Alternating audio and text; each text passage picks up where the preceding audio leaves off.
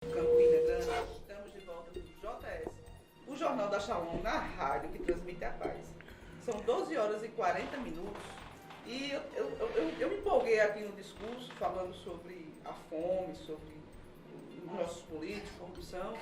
E eu tive uma surpresa maravilhosa, porque eu tenho acompanhado um pouquinho o programa do Erco Brasil através do meu amigo Luciano aqui da Abraço, que já é freguês da casa, né, como se diz. E não esperava que o fundador da Erco Brasil, né, que trabalha exatamente com esse problema que a gente tem passado no Brasil, assim, tão veementemente durante essa pandemia e agora, Igor Alexander. E eu fico muito feliz de recebê-lo, Igor, aqui no nosso programa. Uma boa tarde. Boa tarde a todos os ouvintes. Meu nome é Igor Alexander, natural daqui de Campina Grande, estou 10 anos fora, fazendo trabalho dentro de favelas e comunidades nas periferias do Brasil, né?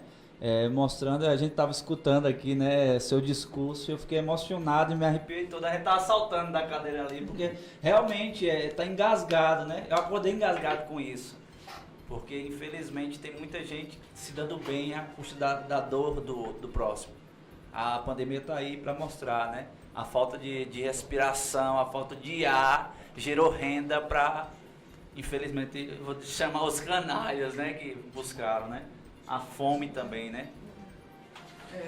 Vou dar boa tarde também ao amigo Luciano. Boa tarde a todos os ouvintes da Rádio Shalom. É um prazer estar aqui novamente. Como o Igor falou, né, a gente estava ali escutando esse discurso, mas é um discurso que a gente fica triste de escutar, onde a gente devia se apegar, devia ter fé e esperança, né, a corrupção se envolvendo, né? Principalmente dentro de igrejas, né? Com pastores, com pessoas religiosas que é para levar a palavra, estão fazendo o inverso, estão destruindo. E a gente comentando, a gente com um projeto tão bonito que é a Erco Brasil, eu já venho de um que é da cannabis medicinal, né, no Brasil. Sou um dos fundadores de Abraço Esperança, a única autorizada no Brasil a cultivar maconha medicinal, né, que hoje está com cerca de 35 mil pacientes já pelo Brasil. E agora vem a Erco, né, que é Amigos da Esperança, que é a empresa de riqueza comunitária que fundamos, né, por isso que foi o nome Amigos da Esperança, que foi criada por amigos, para a gente tentar solucionar alguns problemas que a própria política em si, com o passar do tempo, não está resolvendo. Então, nasceu a Erco, né, e eu fui, como o Igor falou, a gente estava conversando aqui, conheci o Igor Alexandre, que faz um trabalho magnífico em São Paulo, numa das maiores favelas de lá, de Paraisópolis, né, junto com o G10 Favelas, e fiz esse convite para que ele viesse fundar aqui a Erco Brasil, para que a gente possa trabalhar essa camada social que não existe, né, não se tem, a gente não vê políticas públicas para os menores. Então, a gente arregaçou as mangas e decidiu nascer aqui em Campina Grande, né, fundar aqui em Campina Grande, e principalmente dentro do São João, depois do retorno da pandemia, né, com essa campanha que nós temos, né, São João Sem Fome e Quentinho, que é justamente para pegar essas famílias, não só dar uma cesta básica para elas, mas saber qual o que realmente ela necessita, né, fazer um cadastro dessas pessoas para que a gente possa trabalhar com elas. Boa tarde, Ricardo. Ricardo, a gente está aqui meio ruim hoje, né, Ricardo? Boa tarde, Aline. Boa tarde, meus amigos Luciano.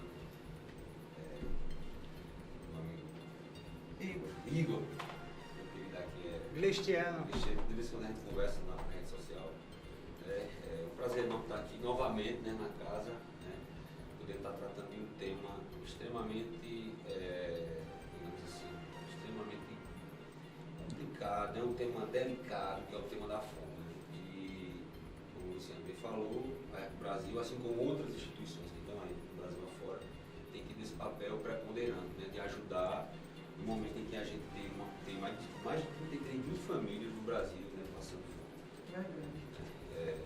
Então é sempre muito importante estar mostrando para os ouvintes, né, que mesmo nesse caos, né, existem, né, pessoas que de alguma forma têm esse condão de ajudar, né, num momento tão delicado que está vendo no país. Igor, a gente estava relatando aqui hoje de manhã, todo mundo foi pego com a notícia que o ex-ministro Milton Ribeiro tinha sido preso, né, um presbiteriano, né, uma pessoa que usa o discurso religioso para a política, assim como outros pastores que estão envolvido no caso, que segundo os autos vazados, que beneficiados, né, pelo presidente Jair Bolsonaro.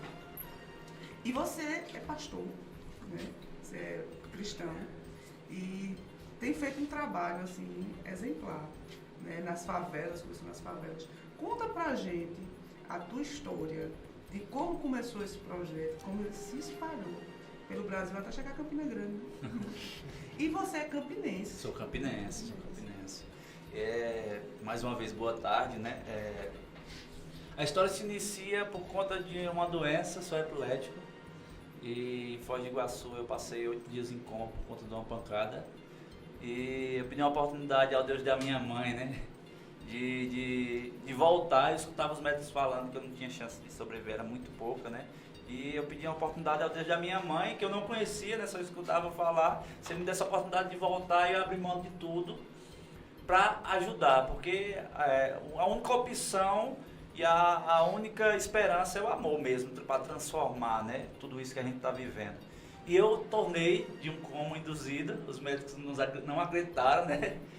E daí em diante eu comecei a viajar com um projeto que nasceu, né, naquele coma, né, chamado Rompendo Fronteiras. Eu comecei a visitar e conhecer as favelas e as aldeias no Brasil. E acabei caindo de paraquedas na favela de Paraisópolis. Eu, minha esposa e 2 filhos, sem conhecer ninguém. Uma favela com 126 mil habitantes, uma favela com 14 mil pontos comerciais, uma favela gigantesca.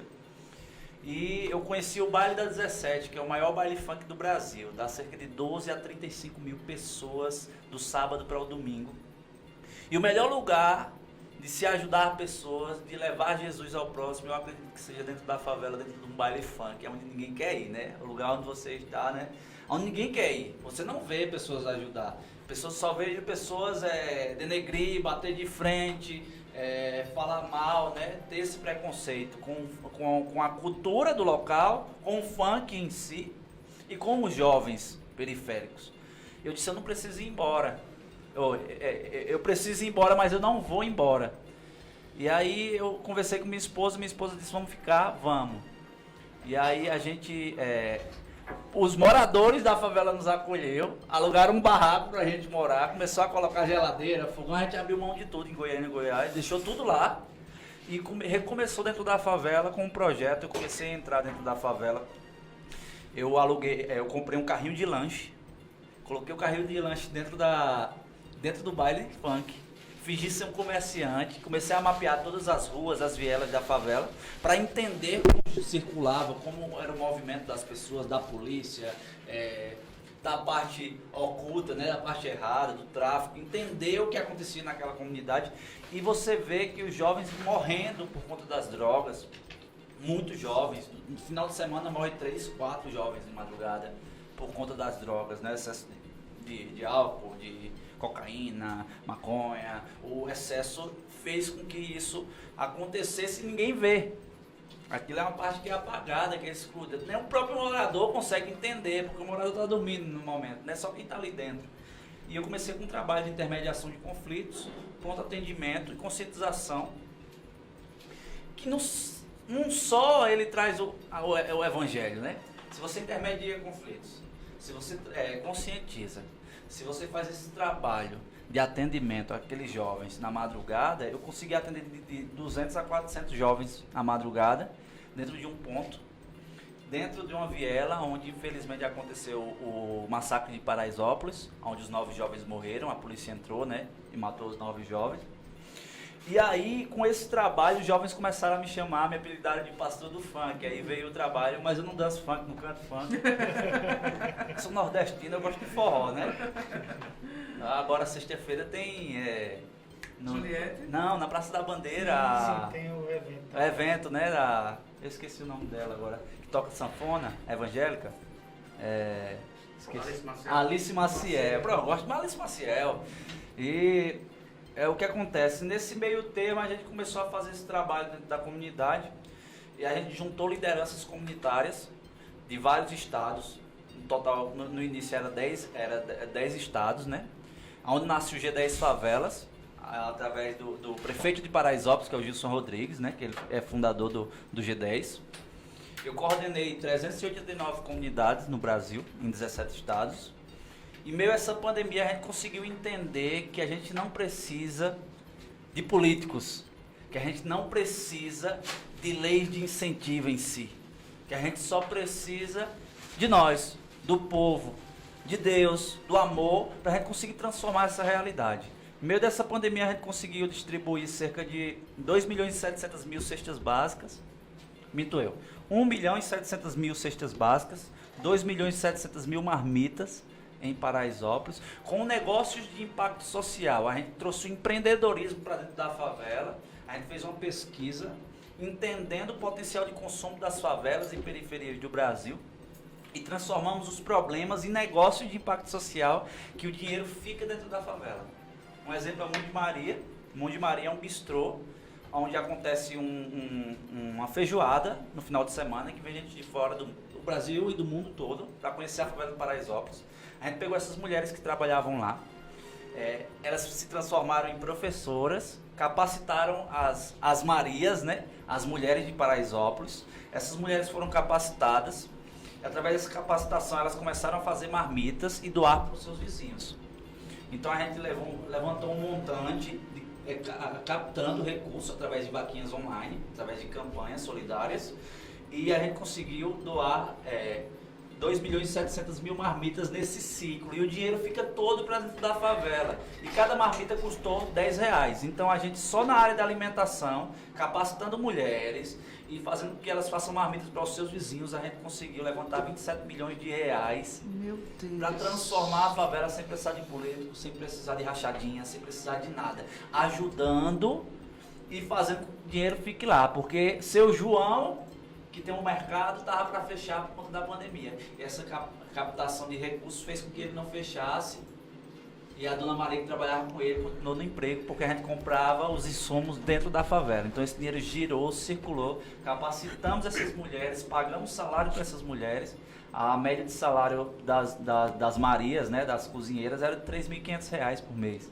Dentro da favela, quem perdeu emprego, que ganhava um salário mínimo, agora está ganhando R$3.500 para fazer marmita para os seus vizinhos. Então a gente acredita que o empreendedorismo de impacto social é isso. E quando eu conheço o Luciano vai, né, Luciano? Luciano vai do Centenário de Paraisópolis, né, Luciano? Fui convidado a participar, fui apresentar um projeto de São Paulo sobre cannabis medicinal e coincidiu com a data do aniversário do Centenário de Paraisópolis. Eu já estava acompanhando o trabalho de Igor, mas não entendia como era feito, né? Porque é grandioso demais. É muito dinheiro que tem para você trabalhar dentro de uma favela daquela. Eu não sabia como é que esse dinheiro girava, como era. Foi que fui, conheci, depois retornei, passei uma semana morando lá, dentro da favela. Foi fazer uma imersão. Fiz essa imersão. Show de bola. E foi aí que chamei, que veio o convite para cá. Ele me deu uma pancada, sempre falo isso. Ele me deu uma pancada no estômago e disse assim, aí, faz em todo lugar e só faz coisa pontual na Paraíba. Intimou, né? Sob condição de vir coercitivamente, né? Condição coercitiva. Coercitiva, desse mesmo modelo. E aí, por que não nascer? Por que não fazer aqui, em Campina Grande? Eu costumo dizer, não tem essas favelas, como se fala, né? Tem comunidades aqui, temos periferias, temos, infelizmente tem que dizer isso, setores que o setor público não chega, então a gente quer ajudar essas pessoas. Como tem esse trabalho lá, maravilhoso, trabalho com jovens, fazer essa imersão. Então um jovem que está aí na rua, aqui no sinal, né, lavando aquele vidro de carro, que muitas vezes as pessoas criticam, o próprio governo não faz nada. Então eu disse a ele, está na hora de dar as mãos, saber o que aquela família precisa, porque ele está ali. Então ele só quer uma oportunidade. A gente, como Igor tem esse conhecimento, tem também um know-how, nós conhecemos pessoas maravilhosas, grandes empresários que querem investir nessas pessoas para que elas tenham um futuro. Então por que não fazer aqui em Campina Grande e fazer com que essas pessoas elas tenham um sonho, não só fica o sonho dentro da cabeça dela, mas saber que ela pode um dia sair, apresentar uma pintura, poder em São Paulo conhecer, fazer uma imersão, né, da sua arte, da cultura. Então, é o que a gente vai tentar fazer, trazer para Campinas. já está. O projeto em Campina tem quanto tempo? Quantos meses? A gente começou agora em maio, né, justamente com essa campanha, que está lançando agora, né, campanha São João Sem Fome Quentinho. A gente pretende arrecadar aí 2 toneladas de alimento a ser entregue dia 24, né, lá no Clube da Bolsa. A gente está aí também com o Pix do Bem, então a pessoa que não pode dar uma cesta básica, não pode dar 1 quilo de alimento, pode fazer qualquer doação nesse Pix, né, para que a gente possa entregar essas cestas básicas a essas famílias, né, cadastrar essas famílias e ver a necessidade delas. Esse é o projeto da Brasil. Né? Então começamos com essa campanha e tem muita coisa boa para vir. Né? A gente já fechou até com a Débora Muscati. Né? Ela é uma pessoa que faz a dinamarquesa. Ela chama um projeto de caixa mágica. Essas caixas produzem joias sustentáveis de vidro reciclado. Então essas joias vão ser... Essa caixa está vindo para cá, para Paraíba. Então vamos fazer artes com a cultura daqui. E talvez, né, com a parceria que a gente está fazendo entre Marisa e Riachuelo, essas peças sejam vendidas dentro dessas grandes lojas da Riachuelo e da Marisa e revertidas para que a gente possa trabalhar com essas famílias. Esse é um negócio de impacto social através da arte vítrea. Nós estamos trazendo vários negócios de impacto social, assim como Mão de Maria de lá. A gente está trazendo vários negócios com essa mesma proposta de impacto social para cá. A arte vítrea da Débora Muscati, ela se tornou um negócio. A arte dela se tornou um negócio de impacto social para os moradores. Vai vir capacitação nessa área. Os moradores vão fazer essas peças e essas peças vão ser vendidas para o Brasil inteiro. Isso através de negócios. Não é um carinha que vai ficar ali na porta ou vendendo miçanga, não. Ele vai ser um produtor de arte para grandes marcas e grandes empresas que vai gerar sustentabilidade para a família dele, né? Vai dar dinheiro no bolso. E o legal disso é que nessas comunidades, geralmente, a maioria são mulheres, né? Sim. Mulheres que apanham, às vezes dependem... 87% são mulheres. Que tomam o sistema matriarcal dentro das famílias, né? Dentro das favelas. E aí é um produto que atrai elas. Com né? certeza. Então, assim, mais uma coisa assim que motiva. Com né? certeza. É interessante, né? Igor e da Eco Brasil. Eu fiz um projeto, Luciano e Cato. Fizemos um projeto aqui, participando de um projeto de cozinha comunitária. Fizemos a ocupação na cozinha comunitária. E o que eu reparei, né? Sou do bairro. E eu sempre falo isso aqui na rádio para nossos ouvintes, né? Teve uma cena para mim, um dia para mim, que até hoje, né? Isso me impacta muito. Uma senhora chegando e agradecendo e chorando, que era a única refeição que ela ia fazer naquele dia. Sim.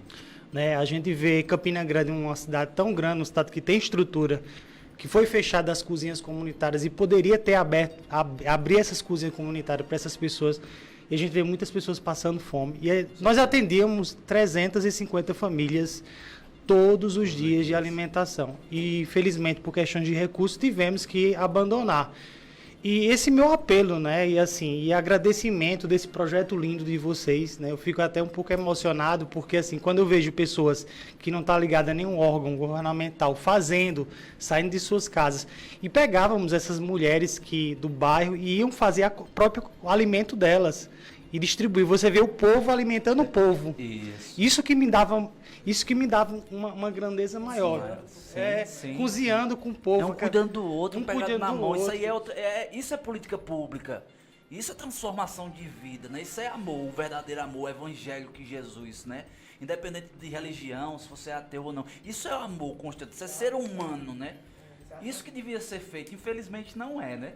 Exatamente. E assim, eu fico maravilhado, né, por ter pessoas como vocês aqui hoje, conversando com nossos ouvintes agora. E isso que a gente precisa para o nosso país, né? A gente precisa dessa construção, dessas ideias, de nós, né? Como povo cidadão, e não esperar. E você vê pessoas cozinhando para outras pessoas. Isso, né, é grandioso. Isso é o verdadeiro amor de Deus. Sim, isso é o verdadeiro amor de Deus. É a essência, né? Isso aí é a essência de tudo, né? Eu ganhei um prêmio de empreendedor social do ano. Eu montei 2 hospitais de campanha dentro da favela de Paraisópolis, porque não chegava ambulância, não tinha acesso, e a gente pegou 2 escolas e captamos recursos, transformamos essas 2 escolas em hospitais de campanha, cuidamos de 50% da população contaminada pelo Covid naquele tempo, E ganhamos um prêmio, né, da Schwab e da Folha de São Paulo. Eu palestrei no Fórum Mundial de Cidade de Paz da ONU por conta desse trabalho, sem ter nenhum vínculo com a saúde, sem saber nada de eles que trabalham na área da saúde. Eu disse, aonde foi que eu me meti, né? Aonde foi que eu me meti dentro de um hospital de campanha? Chegou a 480 pessoas que já estavam lá. E eu olhava para um lado e para o outro e dizia, como é que eu tenho capacidade de fazer isso acontecer sem ter nenhum amor? É querer estar. Você é muito emocionado, mas eu deixei meus filhos em casa, deixei minha mulher grávida em casa pra estar ali dentro e chorava a madrugada toda porque eu não aguentava ver aquelas pessoas sofrendo naquele momento e pessoas brincando. E pessoas que estavam no poder falando que não era nada. Eu perdi pessoas nos braços, eu perdi crianças nos braços, eu perdi senhoras nos braços, tentando sair de dentro de uma viela, tentando sair de uma janela, com pessoas num lençol. A gente teve que alugar as nossas próprias ambulâncias porque a ambulância não entra, não chega. Isso é muito difícil. E quando eu vejo um Luciano da vida que luta faz 12 anos para mudar a situação da saúde e as pessoas só fazem bater de frente, só fazem criticar, só fazem denegrir, porque eu não sei como é que é isso, eu não entendo. E a gente dentro das favelas, a gente sofreu muito, se não fosse o favelado, tinha morrido muita gente, não tinha morrido 2 milhões, 3 milhões, 4 milhões, se não fosse o povo de verdade, que se preocupasse com o povo, tinha morrido muita gente. Sabe o que eu escutei essa semana? Em um áudio, de infelizmente uma pessoa que eu conheço, ele está vindo outra onda de Covid, eu vou ganhar muito dinheiro. Isso é uma coisa sem noção. É verdade. E quando Ricardo, você que sabe aí, eu sou leigo na parte jurídica, você está dentro da lei, você sabe isso tudo aí. Eu acredito que é uma coisa que a gente precisa mudar e através disso a gente consegue mudar, né? Perfeito. Aline, para você ver a importância de um trabalho como esse que acabou de relatar aqui, né? Em um momento que eu digo muito delicado, né?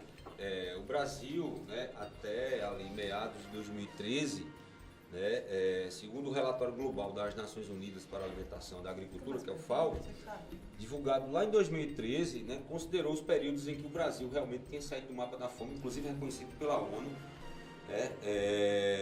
Só que, por menos de 3 anos, a gente agravou, a gente entrou num buraco intransponível, né? E aí, por questão justamente de decisões políticas, de maus gestores, né? Que não conseguem garantir os programas necessários. E aí é onde vem a importância desse trabalho que eu falo, né? Da própria comunidade, né? Do indivíduo em si, né? Do morador que mora ali naquele lugar periférico, né? Poder ter, digamos assim, essa disposição através de... Agora isso tudo é organizado, como o Igor falou, né? Quando o Igor fala que a gente não precisa de política, eu só discordo um pouco, né? Porque a Constituição Federal, a Constituição cidadã, né, Igor? Nós precisamos de políticas. De políticas, não de políticos. Perfeito, me desculpe, verdade. Isso. Nós precisamos, a gente claro, tem, a Constituição, né? Perfeito, a Constituição. Ela é legal. Aí é que a gente não precisa. Ela é conhecida como uma Constituição cidadã, em que deve proteger os menos desfavorecidos, aqueles que menos têm. Né? É aquela história da democracia, digamos assim, a democracia tem que ser para a maioria. Não, para todos, né? Então, no momento desse, num momento delicado, onde a gente está com esse agravamento da fome, são 33 milhões de pessoas no Brasil hoje que estão passando por insegurança alimentar. E quando você tem essa omissão, aí é onde entra um trabalho como esse, né, no Brasil. E não só da ERCO, mas de outras instituições. Sim, então, acredito, Igor, né, que a ERCO veio para Campina Grande só para, digamos, somar. Porque Campina Grande, Aline sabe, quem convive aqui, você é daqui, mas você passou um tempo muito fora. Né? Mas você já está aqui, você já tem visto uma noção dos sinais, como é que está a situação. Campina Grande é uma cidade que tem muita pobreza. De um tempo para cá, a pobreza praticamente se aumentou. Né? Então a ERCO Brasil vem justamente para sanar essa lacuna que tem em Campina Grande, né? E que para as pessoas possam conhecer a ERCO e poder, de alguma forma, apoiar, tem um Pix social, como o Luciano falou, né? E que outras pessoas também possam ter a mesma iniciativa para a gente poder mitigar esse problema social que é profundo.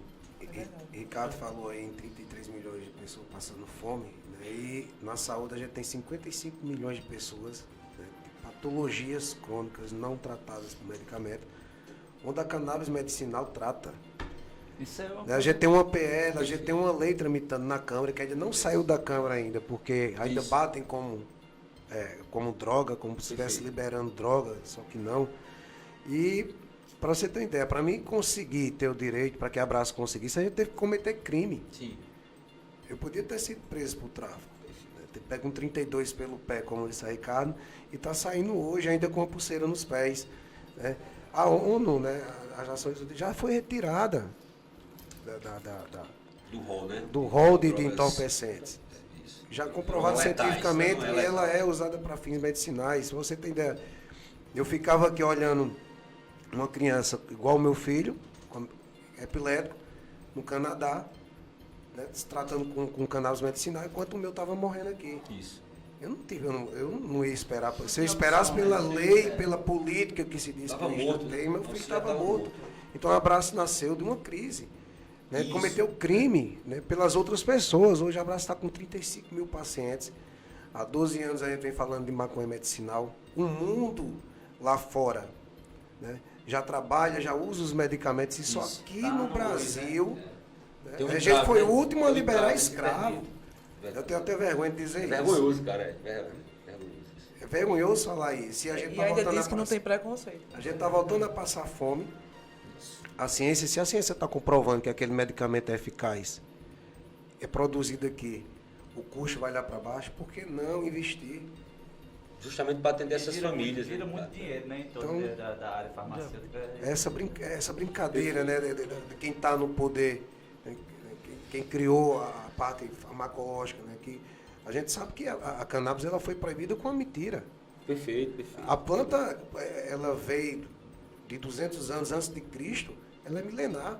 E no estudo que eu fiz dela, eu não vi nenhuma civilização acabar por conta da cannabis. Ou morrer de E câncer. todas elas usando para fins medicinais. E é interessante que em 1913, quando Né? O monopólio, né? Eles monopolizam. A gente quer que outras pessoas olhem Venham e somar, digam assim, né? eu também quero fazer. Eu quero Eu fazer tenho um projeto ideia, pra né? mim. Eu quero correr, eu vou montar o meu negócio. É pra todo mundo fazer isso. Porque todo mundo fazendo, vamos botar daqui a 10 anos. Isso. Imagina daqui a 10 anos, várias Hercos Brasil. Perfeito. 30, 40, 50, várias pessoas, vários negócios fazendo a mesma coisa. Isso é a transformação, então não vai ter, a pessoa que vai dar no poder, né, que vai Perfeito, estar lá perfeito. dentro, ele não vai ter pra onde correr, porque todo mundo tá fazendo. Ele vai ter que fazer as vai ter que políticas fazer, funcionárias. Políticas, Não, como você falou, só isso. corrigindo. É, políticas mas públicas. imagina assim, né? A gente não precisa de polícia. Mas imagina se tivesse políticos com essa vocação, com essa De vontade, fazer com esse política de fazer pública. política de verdade. Não fazer politicagem. É. Não fazer coisa agora para ganhar a eleição na próxima. Né? Para fazer coisa realmente estrutural. Eu recebi o convite dessa campanha para sair, eu disse, eu já faço política. Não, mas eu disse, não, eu já faço política, eu não preciso. E até porque eu sou politizado, eu não fico nessa ondinha de A e B. Até porque a gente, como a gente fala, precisa de político. A gente precisa das políticas. É, Para que a gente põe em prática o que é realmente para se fazer. Só complementando, para pegar um gancho no que falou, dessa grandeza do Brasil, né, eu estudo essa parte, né, do movimento do cannabis, tanto do ponto de vista legal como do ponto de vista do movimento do mercado global, né, existe uma perversão no Brasil muito grande, né,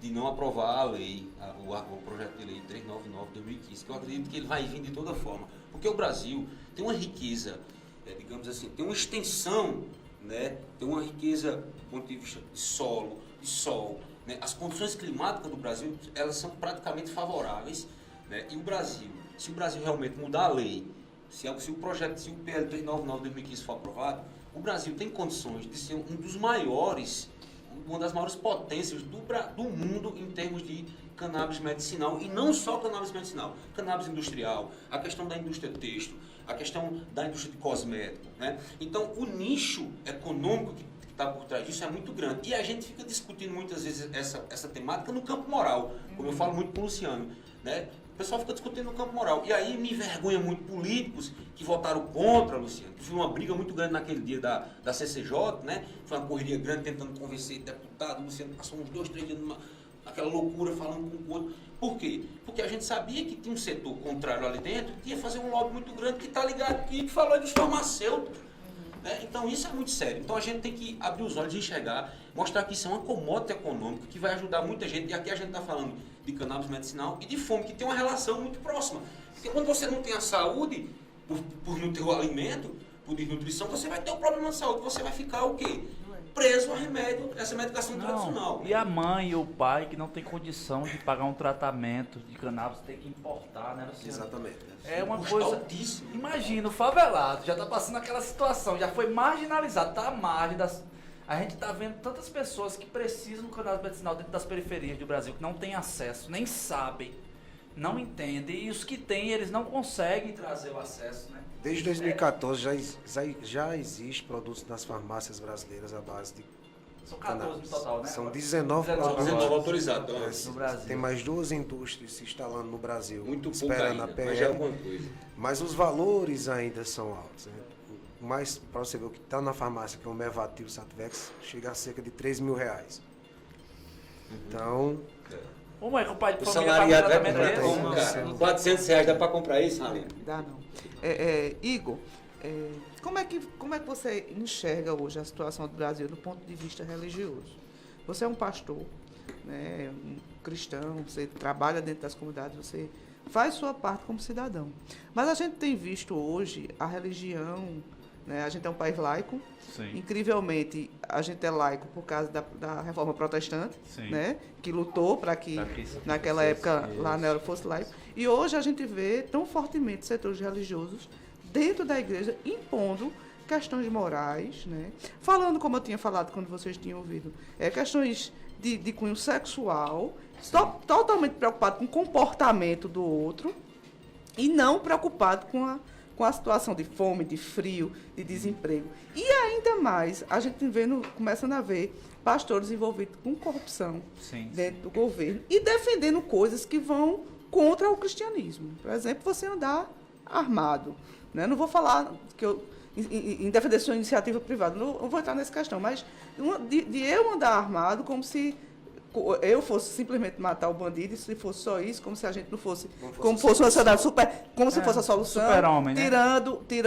tirando o dever público, né, de fazer a segurança pública, não minha. E violando o sistema de justiça, processo Fica legal, mas assim, eu estou falando de cunho emocional mesmo, né? Como se a gente tivesse consciência, como se a gente só fosse, se fosse só pegar o bandido em si, como se isso não fosse voltar contra mim ou até contra meu próximo, né? Numa briga de trânsito, em Com coisas certeza, banais, com certeza. né? Em coisas banais, Uma discussão né? dentro de casa. E a gente quantas vê- pessoas não morrem, né? E a gente vê pastores, né? E aqui, eu digo sempre, a gente tem muito ouvinte cristão aqui.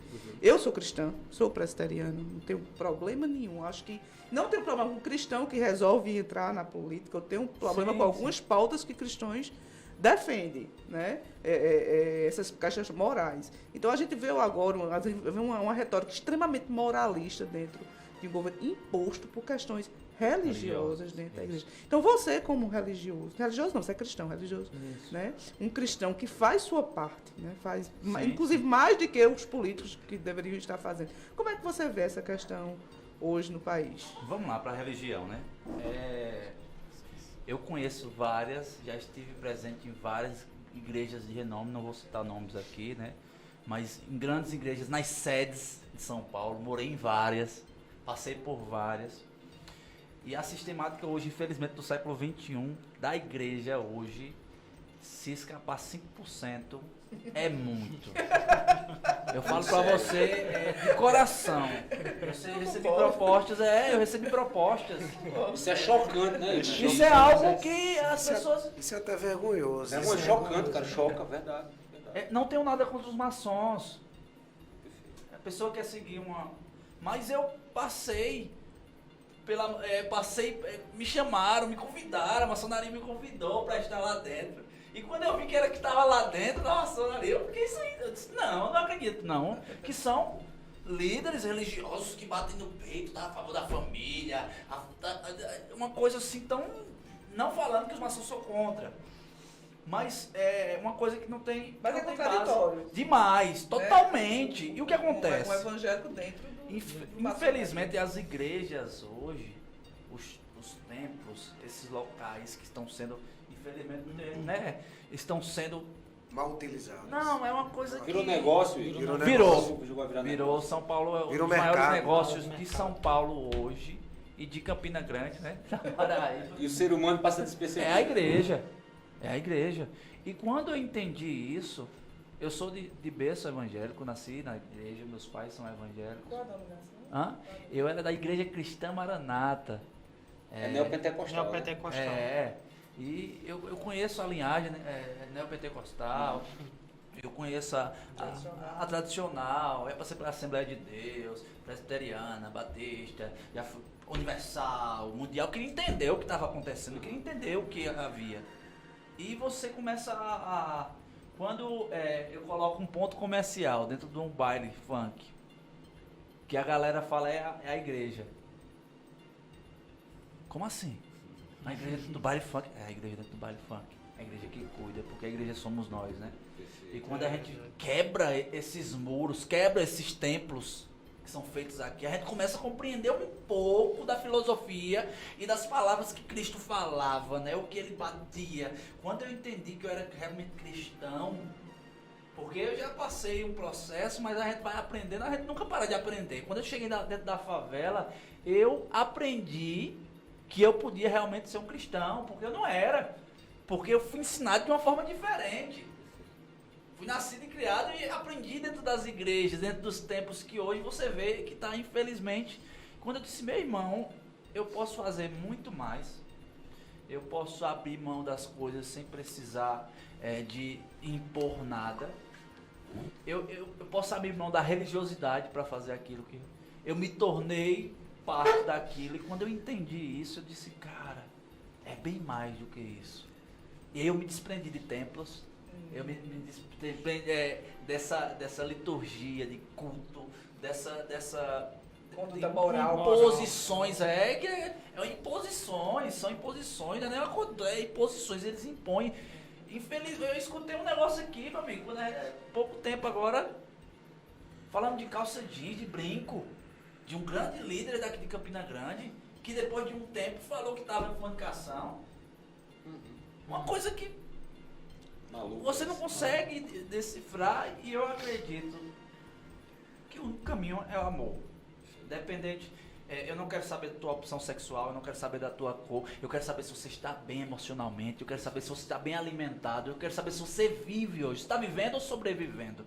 Quando você vê uma pessoa que está sobrevivendo e você não se sente no lugar dela, não se coloca no lugar dela, você nunca foi cristão. Você nunca foi ser humano. Isso aí é uma coisa que... Pra bater palma. Você dá para o grupo da família. Não tem condição. Quando você acha que você paga 10% de um dia, tira 10% do seu salário para colocar dentro da igreja. Pensando que está ajudando o próximo, né? E que infelizmente muitas das vezes não acontece, é muito pouco. Eu entendo, eu posso falar porque eu entrei dentro da igreja que precisava bater meta, senão eu saía da igreja. Um pastor bater meta de dízimo e de oferta. Isso é inadmissível. Um grande líder religioso em São Paulo, que tem mais de 600 igrejas no Brasil, chegou pra mim e disse, você não dá pra ficar aqui. Porque você não pertence a isso aqui. Isso aqui é meu estilo de vida, isso aqui é o que eu faço. Deus, né? Você vê só a diferença, Halim, do que Igor fala e da experiência de Paraisópolis e essa experiência agora que está em Campina Grande, né, grandiosa, é que você consegue perceber, né, a questão do tratamento. Por exemplo, quando ele fala, e eu concordo, né, e eu acho que é consenso, que boa parte das igrejas, né, viraram comércio, negócio, você coisifica o ser humano, você não trata ele como ser humano. Material. Um trabalho como esse, Paraisópolis, Campina Grande agora, é diferente do trabalho humanizado. E aí eu queria aqui fazer uma ressalva para realmente os religiosos, os pastores que têm compromisso, e eu conheço alguns. Tem muitos, e eles não podem pagar pelos malfeitores, pelos falsos profetas. Essas pessoas não podem pagar por isso, né? Mas infelizmente, Igor, no geral, nesses grandes centros, inclusive do que você conviveu em São Paulo, né, esse público ali virou transformou as pessoas em coisas, eles coisificaram as pessoas, e aí você desumaniza isso, né? E o pior é você quando se atrela a determinados líderes políticos, etc e tal, você começa a entrar numa lógica, digamos assim, maior e mais perversa, que é a lógica, inclusive, de tirar via corrupção de quem está precisando. Tem um trabalho no Acre, que chama Equipe 91, que são ex-líderes de facções criminosas de lá, que hoje eles são cristãos, que eles fazem um trabalho dentro das favelas, das periferias de lá e dentro dos presídios, que ali é cristianismo. Uhum. Eu quero ver essas pessoas, esses grandes líderes entrar dentro daquilo ali, e eles fizeram um documentário pra fora agora, essa semana saiu, eu tava assistindo, eu me emocionei porque ali, eles fizeram, o amor ele quebra tanta barreira que eles conseguiram fazer com que os líderes criminosos dali daquela região só permitissem que os jovens saíssem das facções criminosas através de que eles seguissem uma vida de amor assim como Cristo fez. A pessoa só pode sair lá se você for cristão, você seguir a filosofia de Cristo, independente de religião, se você fizer da forma que Cristo faria. faria. Então, é algo que você precisa parar para prestar atenção. Tem muitos discursos dentro de igrejas, que hoje não são mais as pregações, são os discursos e as imposições que acreditam. Tem um culto só para imposição. Isso é muito sério. Isso é algo... O que acontece realmente, né, esse choque cultural que você está vivenciando hoje aqui em Campina, depois de 10 anos, né, vindo aqui na cidade, Igor, na sua visão, esse choque, né, de representatividade até religiosa, né, que você está mesmo mencionando em muitos líderes. Campina Grande virou um celeiro muito grande de igrejas e de falsos profetas, como nós estávamos falando. Tem bons profetas aqui, eu conheço muitos amigos meus. Sim. E o que acontece? O que lhe choca mais, né, nessa vinda aqui em Campina Grande, você se deparar com esse choque cultural, porque é um choque cultural também, né, para você. Com certeza. Falando da religiosidade, da fome em si, a gente vê muita coisa acontecendo. Esse choque é algo que é surreal. Hoje nós temos 400 e poucos mil habitantes em Campina Grande, né? Vamos botar meio milhão de pessoas em Campina Grande. Vizinho, é uma cidade que ela... É a sexta econômica aí. Isso. Nós temos um potencial de economia do Nordeste gigantesco. E isso se resolve tão fácil. É uma coisa assim... Se todo mundo parar e dizer assim, vamos bater 3 meses, são 3 meses de trabalho, a gente resolve o problema. Eu falo isso de... Perfeito. Bater... Como é que diz? Ponta bater... Prego bater ponta virada. Ponta virada. Porque se todo mundo, mas ainda infelizmente hoje, estão com olhos fechados. A religião, a política, as pessoas, o povo, infelizmente, e são poucas as pessoas que estão buscando isso, né? Fazer a diferença. Mas a gente veio para fazer essa diferença, né? A gente lançou